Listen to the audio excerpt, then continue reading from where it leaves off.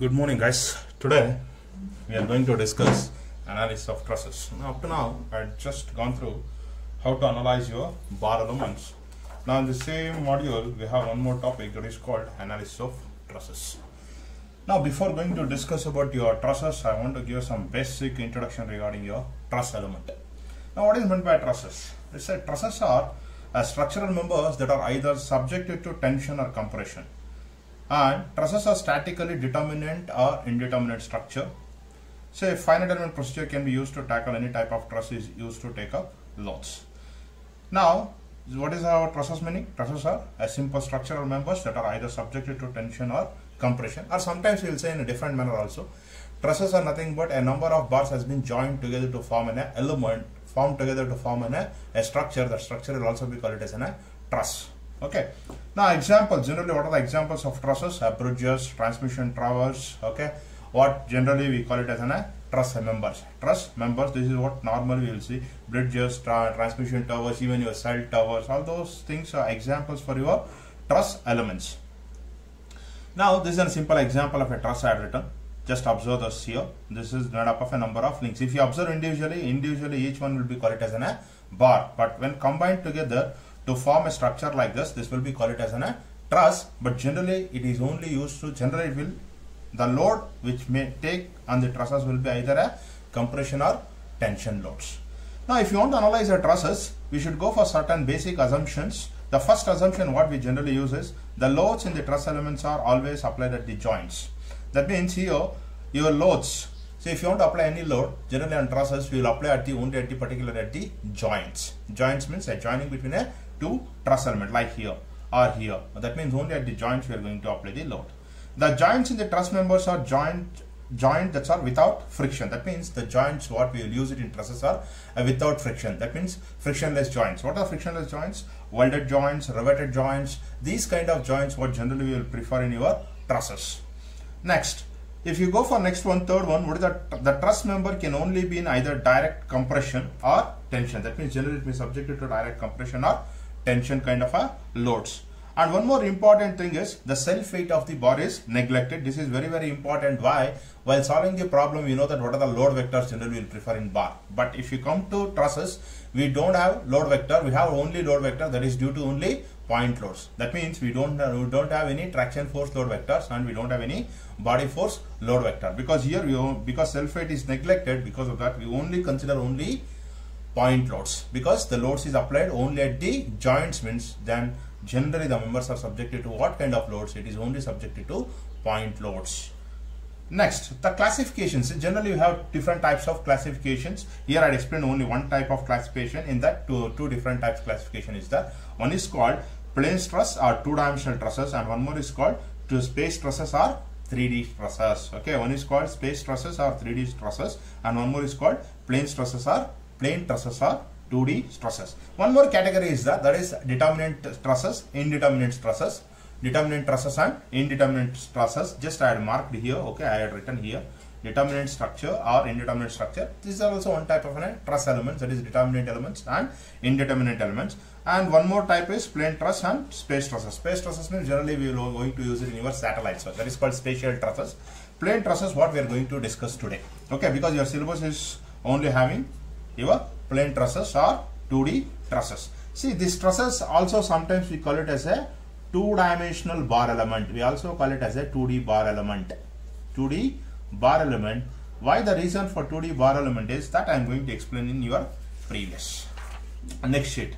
Just observe. See, this is what the first derivation I am going to derive it in your truss one. One is called derive a relation between local and global coordinate system. Derive relation between local and global coordinate system. Derive a relation between local and global coordinate system. See, or we call it as a derive a transformation matrix for a 2D truss element. See, if you observe, I had written two figures here. See, this is your global XY. Okay. Now I had represented element in local coordinate. What is local coordinate? Already I discussed. Okay. Local coordinate means we are using a reference called x dash is the axis. That means we are going to refer the axis. We are considering one local axis. That local axis is called as an x dash, or sometimes we call it as a y dash, x dash, y dash, z dash. With respect to the problem, we are going to define your coordinate axis, that is your x dash. That is q1 dash. So if you take with respect to x dash, what are the displacement? That means with respect to x dash means I am going to get a displacement here. One is called q1 dash and one more is called q2 dash. That means the displacements will be q1 dash and q2 dash. That means what is your the general direction here? Direction of displacement is q dash. That q dash will be equal to q1 dash, q2 dash. If you take with respect to this will looks like what?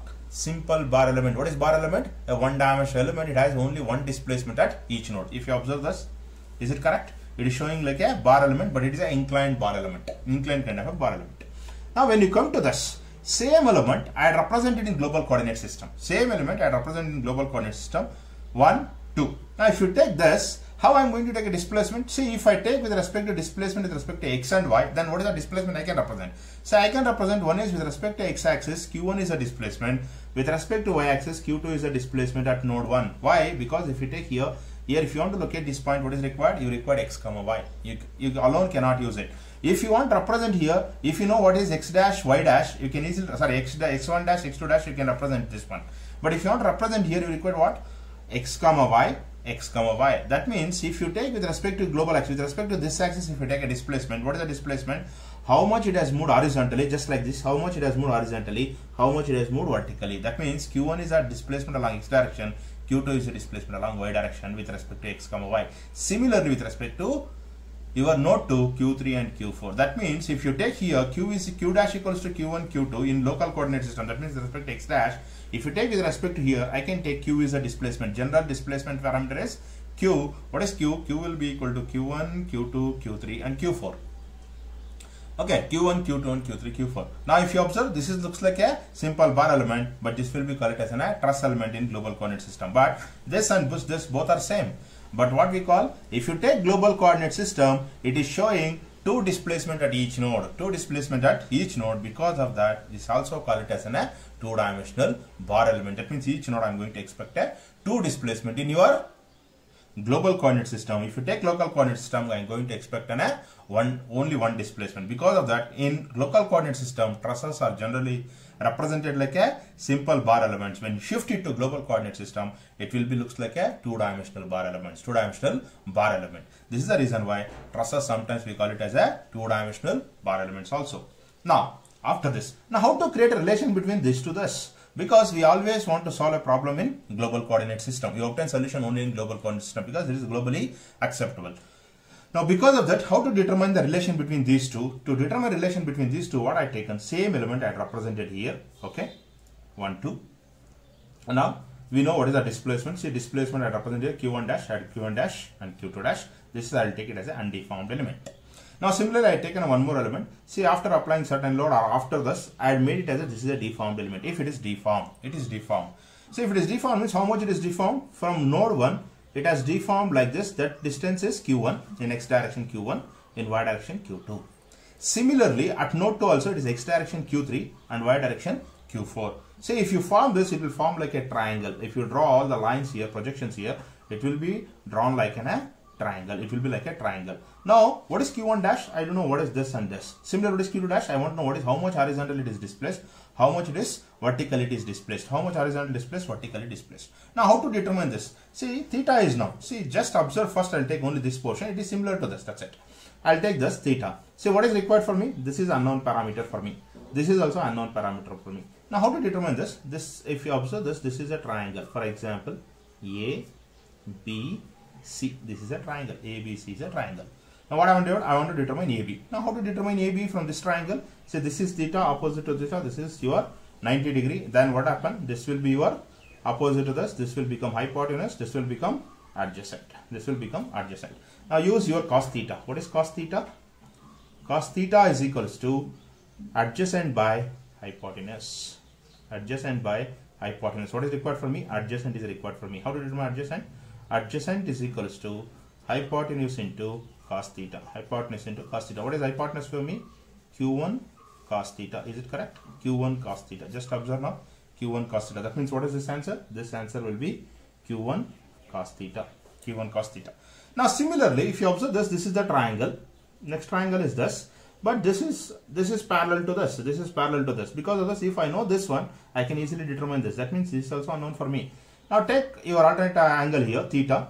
Now theta opposite is this. This is your 90 degree. Okay, 90 degree. That means this is your hypotenuse. Once again, Q2 will be your hypotenuse. Okay. Now, what is the next thing you would apply? Apply sine theta. What is sine theta? Sine theta is equals to opposite by hypotenuse. What is opposite? Opposite will be equal to hypotenuse into sine theta. What is hypotenuse? Q2. Q2 into sine theta. That means Q2 into sine theta. If you observe this, Q2 into sine theta. Now what is Q2 into sine theta? Now here this will be, see, this is equals to Q2 into sine theta. Q2 into sine theta. This automatically I can write here Q2 sine theta.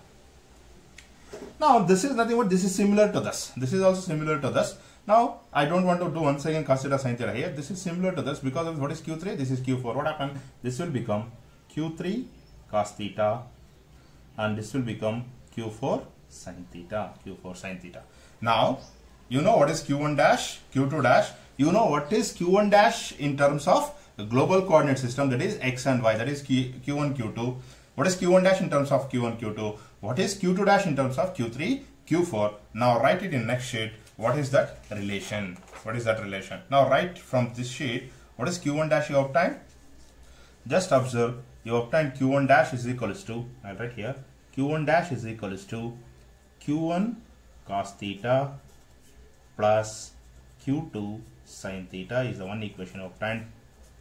1. Okay. Now similarly, what is Q2 dash? Q2 dash is equals to Q3 cos theta plus Q4 sin theta. This is one more thing you obtained. Now, if you write in the form of a matrix, what is the matrix? Q1 dash, Q2 dash. Okay. What is here? Just observe here matrix. Later I'll write this one. See what is the unknown parameters this side? Q1, Q2, Q3, Q4. How to express in the matrix? See, observe cos theta, sin theta, 0, 0, 0, 0, cos theta, sin theta. Just observe this cos theta, sin theta. Now this also in some format we'll write simple way. Q1 dash, Q2 dash, Q2 dash is equals to, what is cos theta? Cos theta will write L, M, 0, 0, 0, 0, L, M. We call it as a Q1, Q2, Q3, Q4. What is L now? L will be equal to cos theta, M will be equal to sin theta. Now this generally, whatever the matrix you are seeing here, this matrix we generally write it Q dash is equals to L into Q, which is Q dash. This is Q dash, this is L, and this is Q. This is Q. This is called a relation between local and global coordinate system. Local coordinate to global coordinate system. See, the relation is required here. This relation is called L will be called it as a transformation matrix.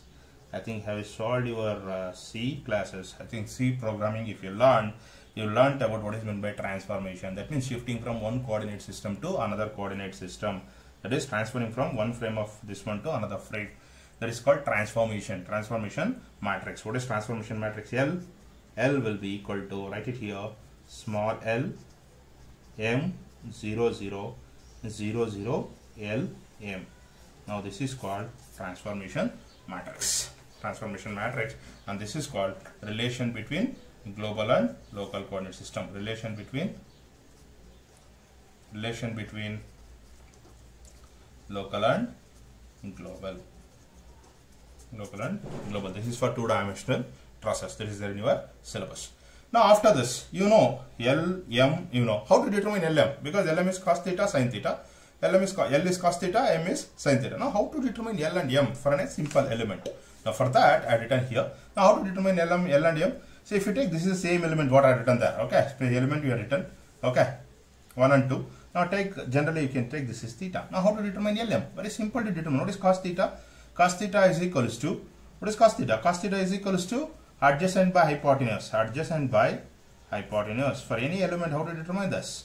Cos theta equals adjacent by hypotenuse. If you take this, which is adjacent? Theta opposite. This is adjacent. This is x2 minus x1 divided by x2 minus x1 divided by this, we know what is this. This I'll take it as the length of the element. x2 minus x1 by LE. Similarly, what is M? How to determine M? Why M for any element? Very simple. Opposite by hypotenuse, LE. Now you may get a question, what is length of the element? See, it looks like a triangle. Apply your Pythagoras theorem. We know that. What is Pythagoras theorem? If you take Pythagoras theorem, what is Pythagoras theorem? ABCD. Which is this hypotenuse. What is that hypotenuse we call? LE square is equals to AC square plus BC square. LE square equals to AC square plus BC square. We know what is AC square? AC square is x2 minus x1. BC square is y2 minus y1. That means directly I write square root of x2 minus x1 whole square plus y2 minus y1 whole square. This is how you are going to determine your elements. That means length of the element, how to calculate it, L, how to calculate it, M, how to calculate it.